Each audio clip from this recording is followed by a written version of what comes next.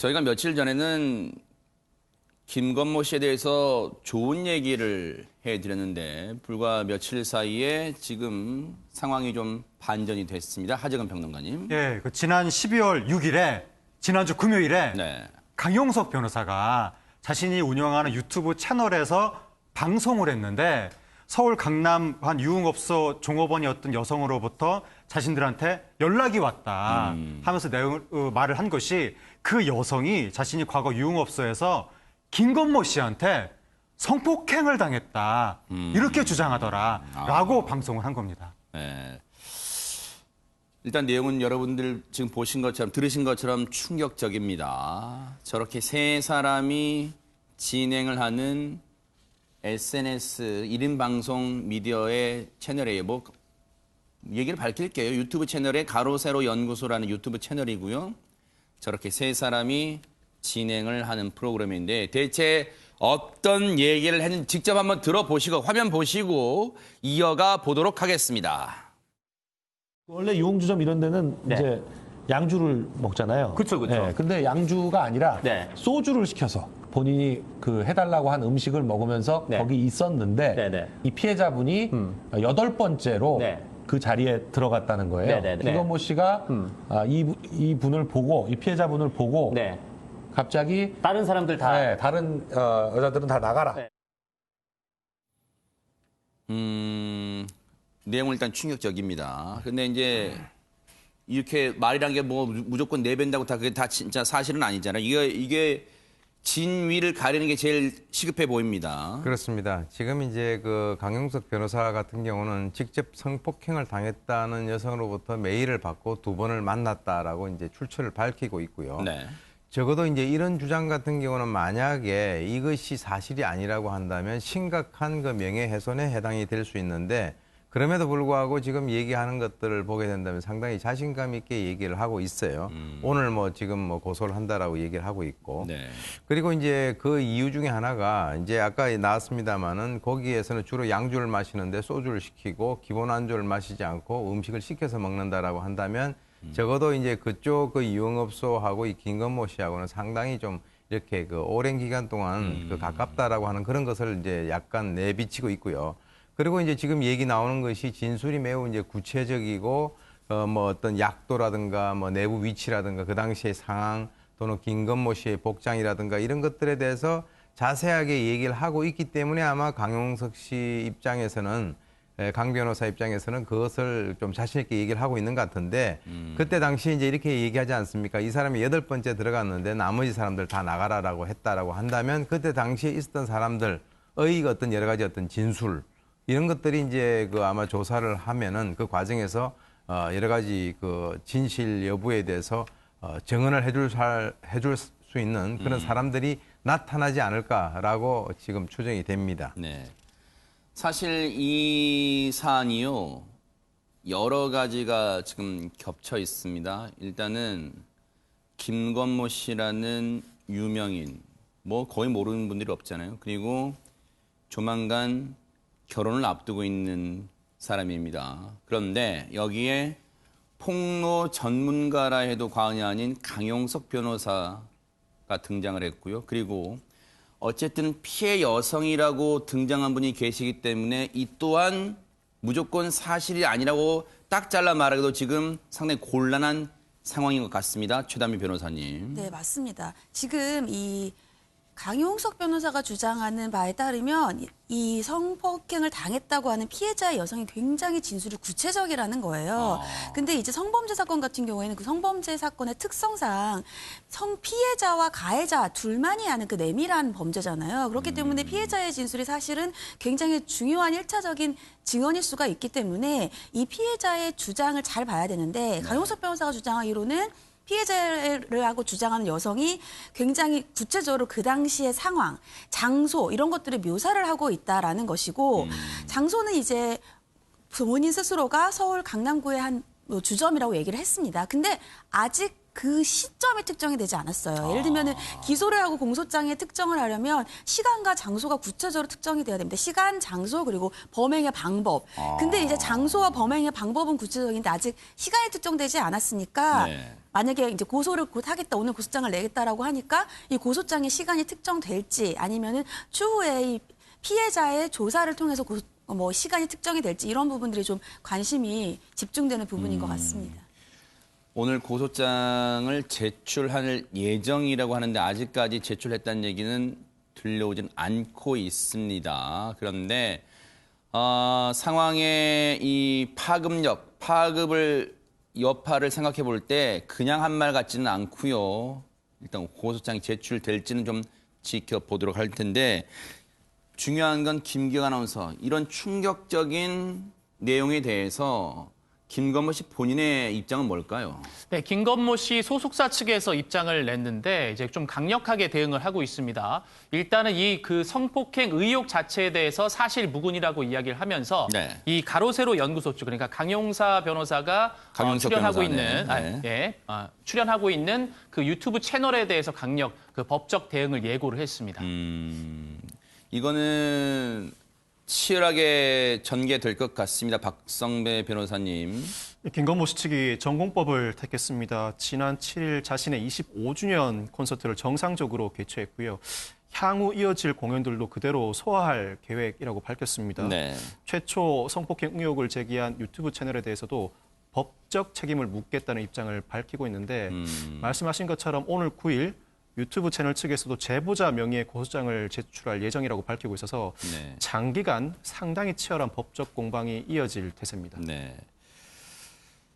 사실 이 가로세로 연구소 측이 폭로를 한 게 6일 날이었단 말이에요. 사흘 전. 그러니까 지난주 금요일입니다. 그런데 글쎄 이걸 공교롭다는 표현이 적절할지는 모르겠습니다만 하지금 평론가님 다음 날이 바로 김건모 씨가 데뷔 25주년 콘서트가 예정되어 있었는데 네. 일단은 예정대로 진행을 했다고 해요. 네, 콘서트 예정대로 진행이 됐고, 근데 이제 콘서트 이 내용이 조금 안 좋았다고 이제 관람한 분들이 인터넷에서 많이 지금 얘기하고 있는데, 네. 김건모 씨가 표정이 어두웠고, 아, 그래요? 네, 노래도 이렇게 신나지 않게 부르더라, 좀 불성실해 보였다 이렇게 이야기하는데, 네. 김건모 씨 입장에서는 콘서트 하루 전날 이런 폭로가 나오고 그 당일에 하루 종일 온갖 매체에서 본인에 대한 그런 안 좋은 보도가 나오는 상황에서 아마 정상적으로 콘서트를 했다면 그게 오히려 로버트 같았을 것 같고 그러니까 콘서트 내용이 안 좋았던 건 어쩔 수 없는 것 같은데 그러니까 중요한 것은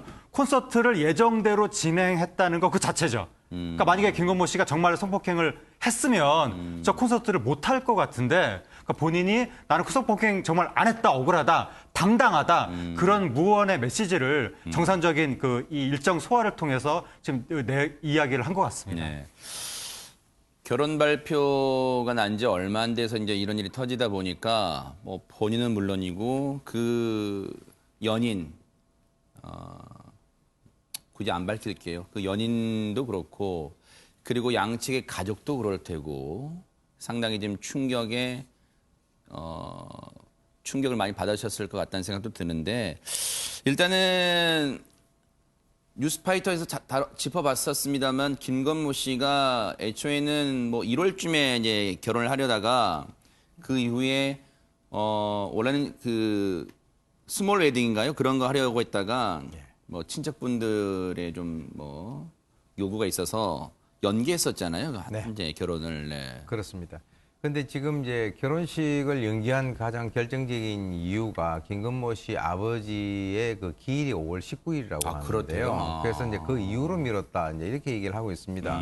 이제 왜 미뤘는가라고 하는 것에 대해서는 이제 가로세로 연구소에서는 뭐 여러 가지 이유가 있을 것이다. 뭐 또 뭐 파혼 운운하고 하는 이런 언급들이 있었었는데 일단 이것은 이제 본인만이 그 이유를 알 수가 그러겠죠. 있겠죠. 네. 예, 표면적으로는 이제 아버지 기일을 얘기를 했는데 많은 분들이 이제 의혹을 가질 수 있는 그런 여지는 있다라고 봅니다. 이제 네. 왜냐하면 그렇게 하는 것이 통상적이고 일반적이지 않기 때문에 그리고 이제 이 피해 여성이 제보를 한 그 시점 같은 것이 25주년 콘서트를 앞둔 바로 그 시점에 그 어떤 제보를 해서 문제를 갖다가 야기를 했다라고 하는 것은 이 시기와 시점을 조금 의도적으로 선정을 했을 그럴 가능성이 있지 않느냐라고 한다면 그 여러 가지 것들과 연관해서 일반인들이 생각을 했을 때는 지금 이 결혼식을 혼인신고를 했다라고 합니다. 근데 이제 결혼식을 미룬 것은 이번에 이 여러 가지 어떤 제보라든가 이 폭로라든가 이거하고 연관이 있지 않겠느냐라고 생각을 하는 분들이 적지 않을 것으로 생각이 됩니다. 네. 그런데 참 공교로워요. 하정은 평론가님. 네. 앞서 제가 공교롭다는 표현을 쓴 게 적절할까라는 의구심이 든다고 말은 했습니다만 참 공교로워요. 왜냐하면 6일날 이 유튜브 방송이 이제 폭로가 나왔고 앞서 말씀드린 것처럼 다음 날 7일 토요일이었습니다. 콘서트, 데뷔 25주년 콘서트. 그런데 또 어제 김건모 씨가 출연하는 예능 프로그램 그게 그대로 방송될 것이냐, 편집될 것이냐 뭐 여부를 놓고 의견이 분분했었잖아요. 네, 김건모 씨가 어젯밤에 이제 예능 프로그램에 그 출연이 예정돼 있었는데 녹화는 미리 된 거죠. 그것을 편집할 것인가를 놓고 제작진이 계속 주말 내내 고심한다고 했었거든요. 근데 결국 편집되지 않고 그대로 방송이 나왔습니다. 근데 그 방송 내용이 일반적인 내용도 아니고 지금 혼인 신고한 결혼식 상대자한테 아주 낭만적인 프로포즈를 하는 내용. 김건모 씨가 거의 눈물을 흘리다시피 하면서 그 청혼의 노래를 하는, 사랑의 노래를 하는 그런 로맨틱한 장면이 방송이 된 거예요. 네. 그래서 지금 인터넷에서는 굉장히 악플이 나오고 있는데 네. 어떻게 이런 의혹이 터졌는데도 그런 로맨틱한 내용을 방송을 할 수가 있느냐 그렇게 이야기가 나오고 있는데 근데 사실관계는 지금 알 수가 없는 것이고 네. 아마도 추정컨대는 금요일 날 이런 의혹이 터지고 나서 제작진은 정말 고심했겠죠. 그래서 김건모 씨한테 당연히 확인을 했겠죠. 근데 김건모 씨가 펄쩍 뛰면서 나는 당당하다. 지금 정말 억울하고 아무 일도 없었다. 이렇게 얘기를 했기 때문에 그 말을 믿고 아마 제작진이 방송을 한 것이 아닌가. 네. 김건모 씨 같은 경우에는 이 방송을 그대로 내보낸 것도 그렇고 네. 콘서트 일정을 예정대로 네. 소화한 것도 그렇고 거의 나는 억울하다. 나는 당당하다. 이런 무언의 메시지를 네. 계속 이야기하고 있는 것 같습니다. 네. 자, 김건모 씨 얘기를 하다가 지금 혹시 추미애 법무장관 후보자가 출근하고 있나요? 그 출근길을 저희가 출근하게 되면 서울 남부준법지원센터에 오늘 이제 첫 출근을 합니다. 이제 앞으로 청문회를 준비를 본격화한다는 얘기인데 아마 기자들이 이제 질문을 여러 가지 할 거란 말이에요. 그 얘기 뭐라고 답하는지 저희가 출근 모습 차에서 내리면 현장을 연결해 보도록 하겠습니다. 제가 하정은 평론가님 말씀드린 도중에 조금 전에 한 언론에서요 이런 얘기가 기사가 단독으로 떴습니다. 참고 삼아 말씀드릴게요. 해당 여성, 피해를 당했다는 여성이 이 일을 당했다는 시점은 2016년 8월이라고 일단은 언론 보도가 나왔고 시점 일단 명시가 됐습니다. 그리고 고소장은 잠시 뒤 11시에 제출을 할 예정이라고 이 내용이 방금 언론 보도를 통해 전해졌습니다. 일단은 언론 보도입니다. 일단 이 피해를 당했다고 주장하는 여성이 김건모 씨에게 그 불미스러운 일을 당했다고 주장하는 그 시점은 2016년 8월입니다. 3년 한 3개월 전, 한 3년 4개월 전으로 좀 거슬러 올라가네요. 그 시점이고요. 일단 이 시점이 나왔으니까 최단비 변호사님께 여쭤볼게요. 일단 만약에 이게 앞으로 이 사실관계를 다투겠습니다만 이 부분은 공소시효는 일단은 어떻게 된 겁니까? 그러면 혹시? 아직 3년 정도밖에 안 지났기 때문에 상관없습니다. 그리고 이제는 뭐 예를 들면은 뭐 고소가 반드시 필요한 것도 아니고 법이 바뀌었기 때문에 상관이 없고요.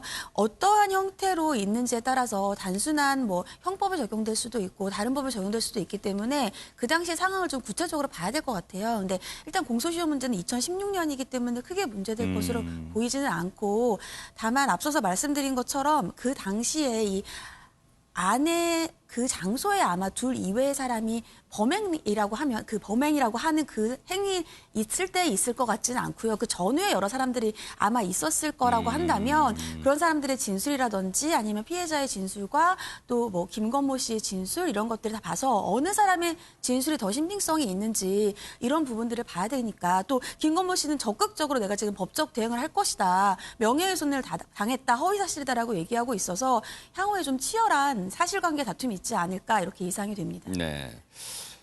일단 많은 팬분들이 충격을 받은 건 뭐 굳이 말할 필요가 없을 것 같습니다. 김기혁 아나운서. 예, 일단 김건모 씨의 팬들은 김건모 씨를 좀 옹호하고 있는 입장인 것 같습니다. 김건모 씨를 응원한다면서 사실이 전혀 아니라고 생각한다라는 반응을 또 보이고 있고 발표한 사람이 그러니까 발표한 이 뉴스 자체가 가짜 같다 하면서 강용석 변호사에 대한 신뢰가 없다라는 식으로 또 반응을 보이기도 했습니다. 네. 하지만 이 김건모 씨가 콘서트를 정상대로 이어갔기 때문에 이 콘서트에 대한 후기는 또 별개로 또 나오고 있는데 네. 이 콘서트가 사실 한 150분 정도 진행을 하기로 예정이 되어 있었다고 합니다. 그럼 한 2시간 반인가요? 예, 2시간 반 정도 됩니다. 그런데 2시간밖에 진행을 하지 않고 그냥 끝내버렸다는 거예요. 네. 그러면서 여기에 대한 이제 불만소리라든지 불만들이 나오고 있고, 네. 가본 콘서트 중에서 제일 돈이 아깝다. 그리고 본인 사건으로 또 이 좀 멘탈이 나갔으면은 공연을 취소하는 게 맞지 않았을까라고 하는 그런 아쉬움 묻은 댓글들이 많이 보였습니다.